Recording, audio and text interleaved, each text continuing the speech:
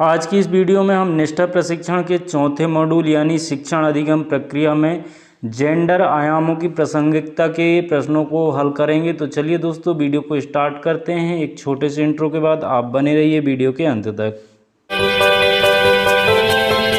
Hello everyone, welcome back to my channel new tech Hindi. दोस्तों यदि आपने अभी तक हमारे चैनल को सब्सक्राइब नहीं किया है तो नीचे दिख रहे सब्सक्राइब बटन को दबाकर हमारे चैनल को सब्सक्राइब कर लीजिए और बाजू में दिख रहे नोटिफिकेशन बेल को दबाकर ऑल नोटिफिकेशन बेल को ऑन कर लीजिए ताकि इसी तरह की लेटेस्ट वीडियो का नोटिफिकेशन आपको सबसे पहले प्राप्त हो सके।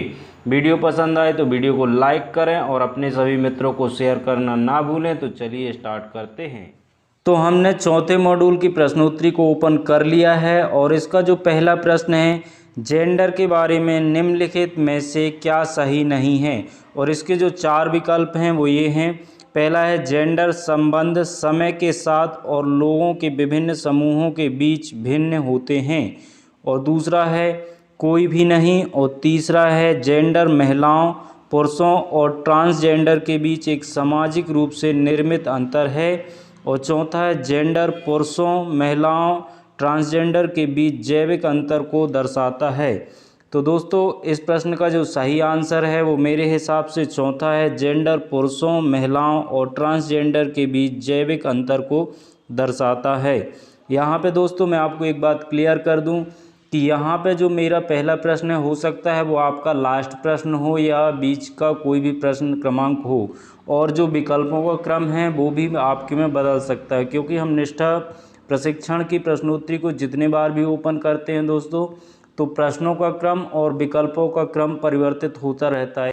इसलिए आपको प्रश्नों और विकल्पों का क्रम ध्यान नहीं रखना बल्कि उनके उत्तर को केवल ध्यान रखना है। तो चलिए हम नेक्स्ट प्रश्न की ओर चलते हैं। अगला प्रश्न है जेंडर और यौन के बीच आवश्यक अंतर क्या है।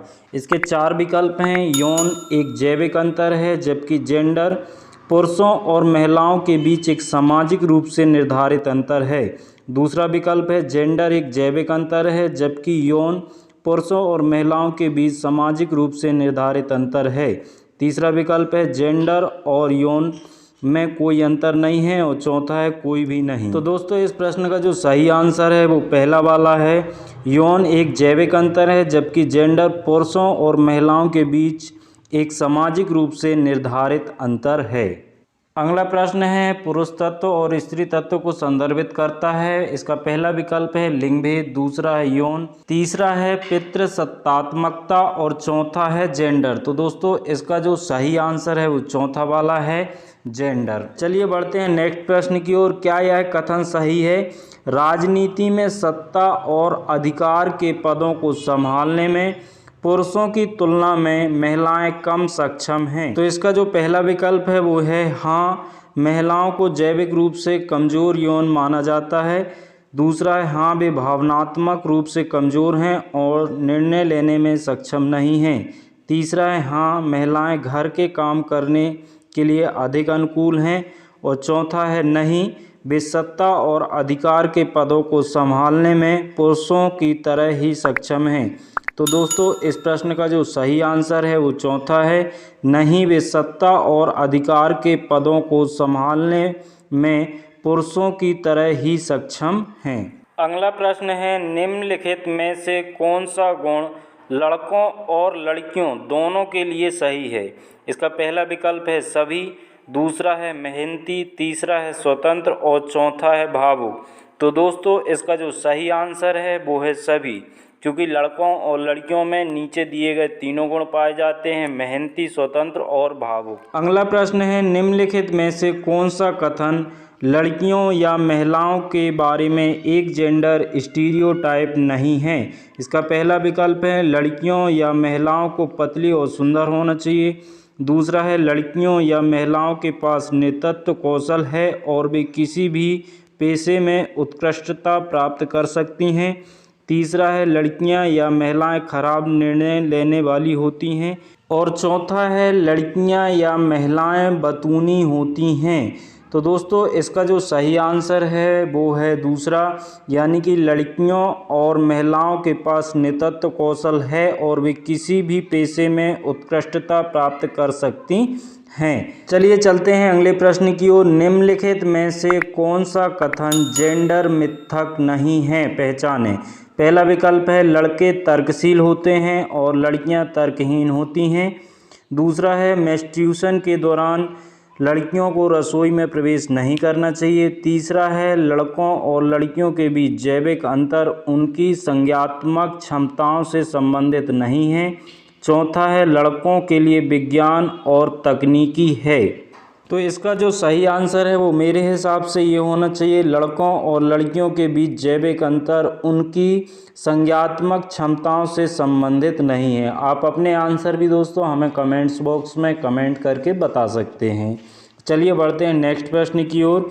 निम्नलिखित में से कौन सा कार्य लिंग भेद को नहीं दर्शाता है। पहला विकल्प है शेफाली पर्वतारोही बनने के लिए प्रशिक्षण ले रही है। दूसरा है शारदा अपना ज़्यादातर समय रसोई में खाना बनाने में बिताती है। तीसरा है परिवार की रोटी कमाने वाला होने के कारण रोहित अपने परिवार के लिए सभी फैसले लेता है। चौथा है बंटी और उसके दोस्त आम तौर पर टॉय कार और टॉय गन के साथ खेलते हैं। तो दोस्तों इस प्रश्न का जो मेरे हिसाब से सही आंसर है वो पहला वाला है, शेफाली पर्वतारोही बनने के लिए प्रशिक्षण ले रही है। दोस्तों निष्ठा प्रशिक्षण को लेते समय अधिकांश साथियों को एक समस्या बहुत ज़्यादा आ रही है मिसिंग पीडीएफ की, कि जब वो पीडीएफ ओपन करते हैं तो वहाँ पे मिसिंग पीडीएफ लिखा हुआ आ रहा है। तो यदि आपके साथ भी ऐसी समस्या है तो इस समस्या को कैसे सॉल्व करना है उसके लिए मैंने एक पहले ही वीडियो बनाया है जिसमें बताया है कि इस समस्या को आप कैसे सॉल्व कर सकते हैं, और उस वीडियो की लिंक आपको ऊपर आई बटन पर और वीडियो के नीचे डिस्क्रिप्शन बॉक्स में मिल जाएगी। आप वहां पे क्लिक करके उस वीडियो को देख सकते हैं। चलिए चलते हैं नेक्स्ट प्रश्न की ओर। निम्नलिखित में से कौन सा वाक्य सही है। लड़कियों को स्कूल नहीं जाना चाहिए, वह शादी के लिए बनी है। दूसरा विकल्प है लड़के और लड़कियों के साथ बराबरी का व्यवहार किया जाना चाहिए। तीसरा है लड़के लड़कियों से अधिक मेहनती होते हैं। और चौथा है महिलाओं का स्थान घर है। तो दोस्तों इस प्रश्न का जो सही आंसर है वो है दूसरा वाला, यानी कि लड़के और लड़कियों के साथ बराबरी का व्यवहार किया जाना चाहिए। चलिए चलते हैं नेक्स्ट प्रश्न की ओर। निम्नलिखित में से कौन सा कथन लड़कों या पुरुषों के बारे में एक जेंडर स्टीरियोटाइप नहीं है। पहला विकल्प है लड़का या पुरुष परिवार के पालन करता है। दूसरा है लड़का या पुरुषों को रोना नहीं चाहिए। तीसरा है लड़के या पुरुष बेहतर चालक होते हैं।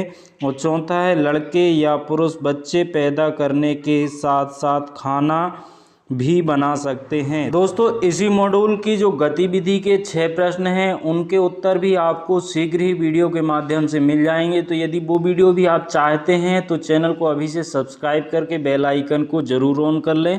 और चलिए अब इस प्रश्न का उत्तर देखते हैं।